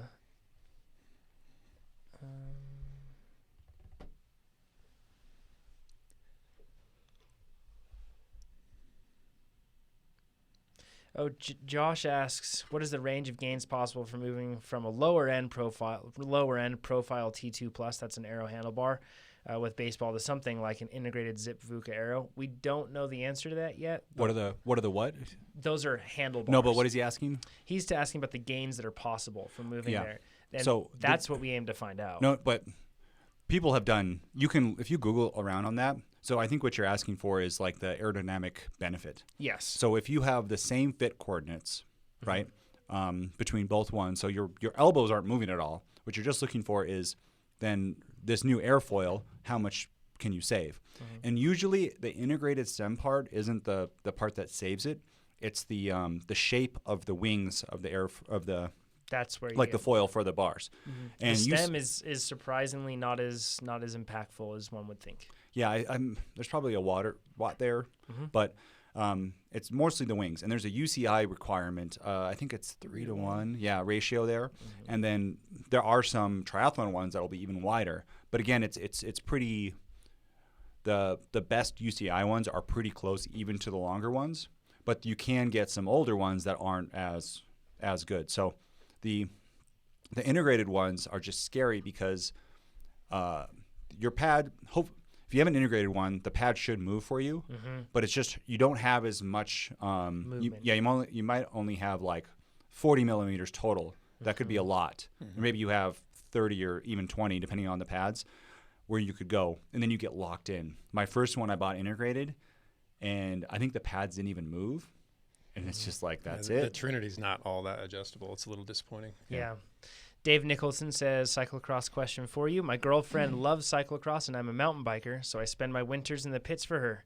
My question is, that's awesome. That'd be fun. My question is, what are the benefits of the deep section arrow wheels over low profile rims? I'm glad he asked this. I'm looking to get her some new wheels and don't know to go deep or shallow. We both don't like the expense surrounding tubs, meaning tubulars, and prefer the ease of clinchers, so this isn't a factor. Keep up the good work, Dave. We actually talked about this pretty regularly at the race. If you look at the top guys, Zip 303s, maybe in some cases 404s, but I guarantee you that that's not necessarily by choice. In fact, if you see a lot of guys that are on 202s or even shallower ones, they're on pretty shallow rims. The reason for that is usually deep sections tend to be more rigid. There's more material there, and they're worried about aerodynamics with the depth. They're not worrying about making it more rigid, but it just happens as a consequence. And in cyclocross, honestly, a compliant wheel set in many cases is better than having a rigid wheel set. You have no suspension in that chassis, right? So when you're going over bumpy terrain constantly, if you have a more compliant wheel, within reason, that could help you maintain power on the ground, maintain better traction, maintain better handling. So I see a lot of people that go for deep sections because they look cool. But are you taking into account that might be making it more rigid and thus more difficult to handle? So something that might be a shallower rim and something that might be, even lighter might be a better option because you'll get more compliance. And the aerodynamics, your tire is so big that it's not like the road. So I would not even think about aerodynamics with a deep rim. I think it could be stronger too. So if you break wheels, having a could be. Yeah. Yeah, it could be. But keep in mind a lot, it's not solid carbon, right? It's so stiffer does not mean stronger, right? Like stronger is a functional strength. Like it would be designed to be that strong. And these aren't designed to be strong. They're designed to be aero. But as a result, they just become stiffer. And stiffer doesn't necessarily mean stronger. Gotcha. So, Okay.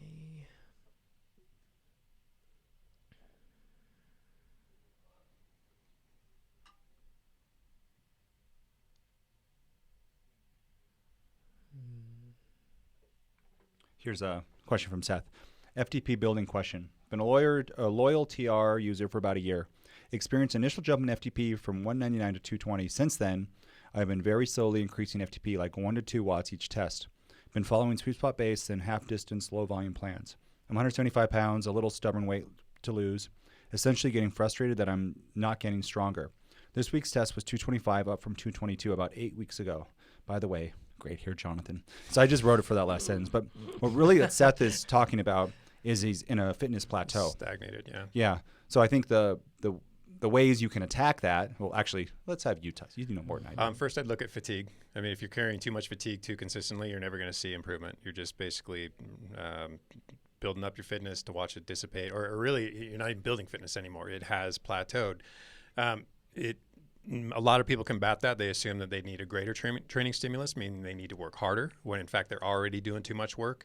So as contradictory as it may sound, you may need less work. It may not be a permanent fix. It may just be in the short term. Maybe you're a little overdone and you're not getting sufficient recovery. The workouts come too close together. They're a little too intense. You need a recovery week every third week instead of every fourth week. It's quality of your sleep. In any case, you're not rebounding. So something in there is missing. I would say with Seth, though, Seth is on low volume. So unless you're feeling very tired, it's probably, like we just talked about earlier, on 3 to 4 weeks, you can only do so much. At some point, that will not be a sufficient stimulus anymore. Yeah, so that happens for everyone, right? Yep. Like you get to a certain level and doesn't matter how much you vary those 3 or 4 hours, you can only do so much with 4 hours a week. And you're never going to get faster if you just do that same amount. And even in the triathlon plans too, you do a little less than like a road race plan because you have to bike and swim also. Yeah. I didn't catch that low volume part. Yeah, so doing a little bit more is probably your answer. And very probably. When you first bump up that little bit more, you do get a little more tired. And with my recent jump, I kind of pushed through that initial tiredness, a little more HTFU. And I was tired, but then I got more used to it. And this was a short-term thing, right? I wasn't pushing through for 8 weeks of tired, right? And then my body got more used to it, and I got a lot of benefit. But I raised the amount of TSS I was doing significantly improved, and then my fitness improved weeks later, right? After I was more consistent on that training. So I would do more. Spencer says, I'm looking at replacing my old dumb mag trainer. Don't call it dumb, Spencer. Trainers have feelings too. Yeah, trainers have feelings too. My mag trainer with something that I can use in erg mode and power match to my Stages power meter. I think the Elite Rampa, Cyclops Magnus, and Kicker Snap are about the most my budget will stretch to. First of all, I'm assuming these will all work as I've described, so please correct me if I'm wrong. Secondly, the main difference seems to be the max incline. Does this actually matter? The Snap has the biggest flywheel, so I'm edging towards that, but the Magnus has a higher max incline. Any thoughts would be much appreciated. I've never once thought my smart trainer needs a higher max incline. Have you guys? I'm not a big proponent of that whole I don't ride incline. Ideology or that theory. Yep. So I would say that is not a limiter. The trainers that you mentioned there, they're pretty darn similar. So flywheel can help for sure in terms of getting a better feel. So hopefully what price ballpark are we talking here? They're sub 1,000, but not they're in between. They're around 500 or around 700, I think. So USD. This one's for Chad. Steven says, I have been doing the sweet spot mid-volume 1. There are times in the workouts to try me, but the over-under one, McAddy, has me. I'm only able to do half or 2/3 of the workout. I have done it 3 times and able to finish even though I backpedal to try to recover. How common is this? I've heard Jonathan say that this is the number one hated workout. I like this one. Yeah, I don't think I've said that. It can come down to what type of athlete you are too, what your predisposition is, how your muscles are comprised, etc. How close your FTP is to your VO2 max, and how hard you're actually working when you're close to threshold can be very different between riders. I think you're a rider who probably is demonstrating a whole lot of your max aerobic power when you ride at threshold. And I'm one of those guys, and I hate over-unders because of it. They're so hard. but they're beneficial. I mean, potentially very beneficial. So you just have to kind of do what you're doing, get through it. And you can reduce the workout intensity, knock it down a couple percentage. You're not going to change the workout drastically, if hardly at all. TSS comes down a little bit. You're not going to rack up as many kJs. It's not going to burn as many calories, but the training effect will be the same. Probably quite a bit more productive if you can make yourself stay in there rather than taking frequent back pedals. With that said, if it's coming down to just a back pedal or two per, I think McKay 10 or 12 minute intervals, they're pretty long. Then use them. That's okay. 12. Yeah. So just take those breaks as long as they are infrequent, and just know that that 10 or 20 seconds just bought me higher productivity for the rest of the interval. And see the bigger picture. Is your FTP going up? Is your fitness improving? Are you making it farther through these intervals each time you repeat this workout? The other thing, I just talked to another one of our users, Chad, and he had a story where he did all his workouts in the morning, fasted, and he could do easy aerobic rides, no problem. Antelope, which is like sweet spot, no problem. Then when he jumped up to like over-unders, they got extremely hard for him. But he wasn't eating anything before, no sports drink, and when you get up higher, the glycogen load on your muscles is much higher, and I could see too more of it. And it's a big fuel burner. Yeah, right. And he could get through 1 or 2, but then after that, the RPE it skyrockets, right? If you're doing it fasted. No, it's a really good catch. With workouts, the muscle endurance workouts, anything right around threshold, longer interval, even sweet spot qualifies, the caloric expenditure becomes a big concern, especially when you start to verge into those 90-minute workouts. Yeah, so I've noticed that like a lot of workouts that I can do in the afternoon after lunch, and I have I do my sweet potato thing and I have sports drink.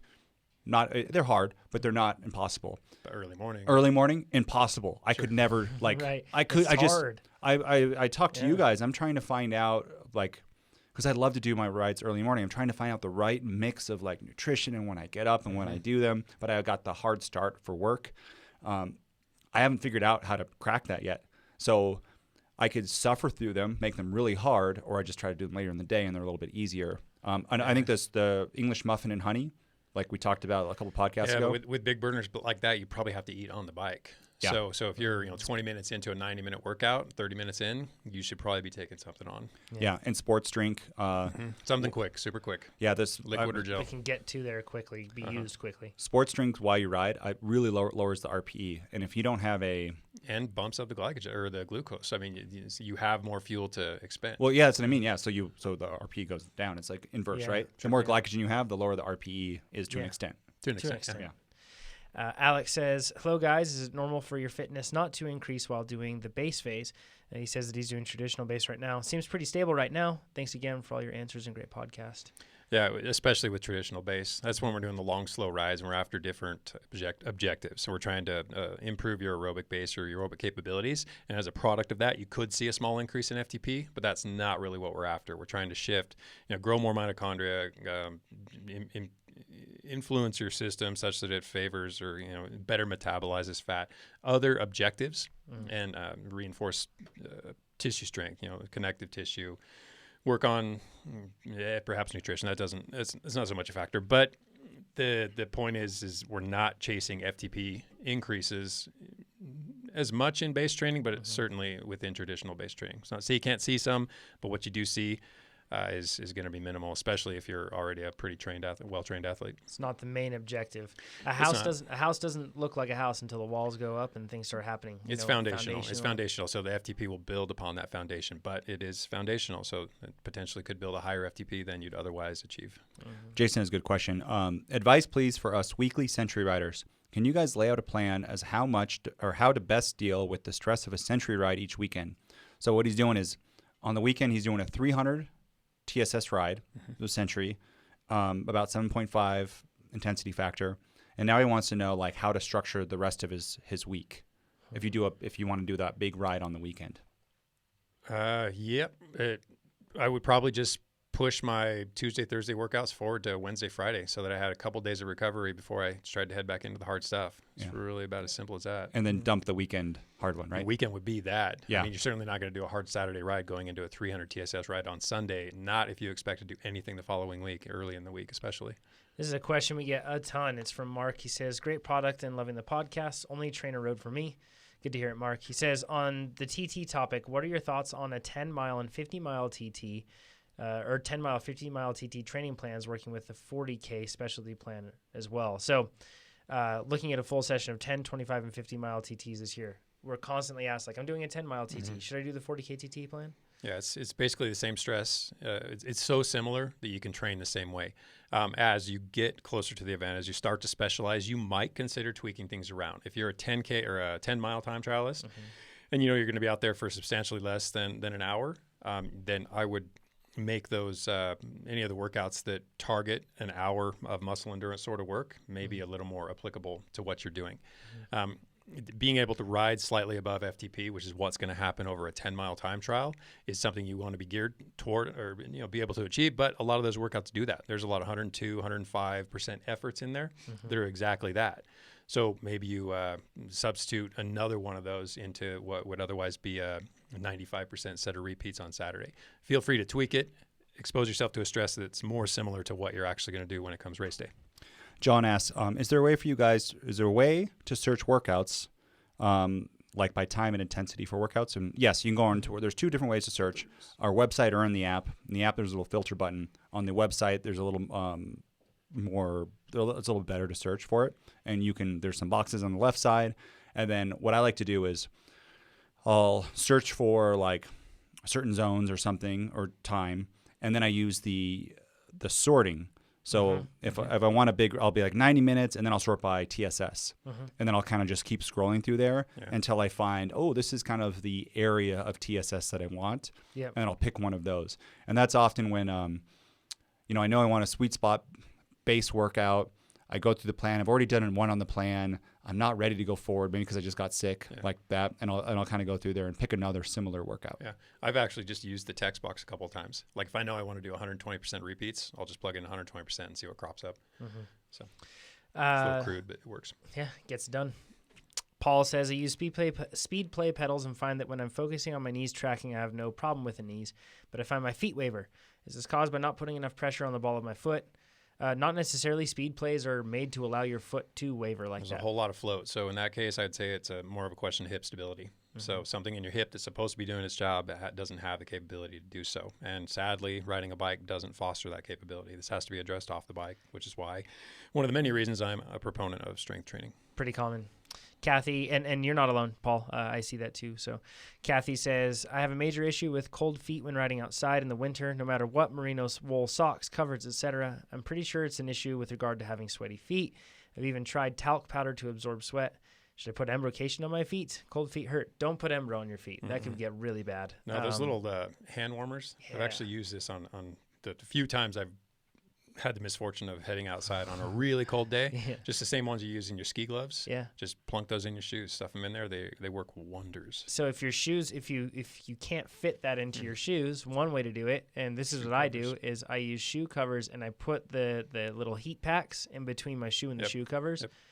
Awesome, really helpful. So that's what I would do to help. I have severe problems with cold feet, Kathy, like so bad so that like even like surgery stuff can be required. Pretty bad. I have circulatory issues with my feet. So that's what I do. When it's cold, I have to use shoe covers, and then I put 1 to 2 hand warmers inside there. And the only reason I do that is because it's not that my shoes are excessively tight, but when I put those in, or put heat pads into my shoes, then they just don't fit exactly right like I like them. So mine wouldn't either. Yep. A couple people are asking about something I mentioned in the Strava story. Not ready to talk about that on the podcast yet. So if you have questions, please just ask them on that post on my Strava feed. And maybe I'll do a new post this week about it. Another question. Sorry, Jonathan. This will probably be the last one. Okay. Thomas asks, he says he's recently moved from using erg mode to power match with Vector 3 pedals, and he finds it more difficult with power match than an erg. Should I do an FTP and power match? And the question is, you need to do an FTP test with your Vector 3s, because what we've seen time and time again, very frustrating for us at TrainerRoad, but a trainer's power meter isn't always as accurate, or not, maybe not, I can't say that. I can say does not give the same power readings as a power meter. And what we've seen too is it'll change as you change different wattages.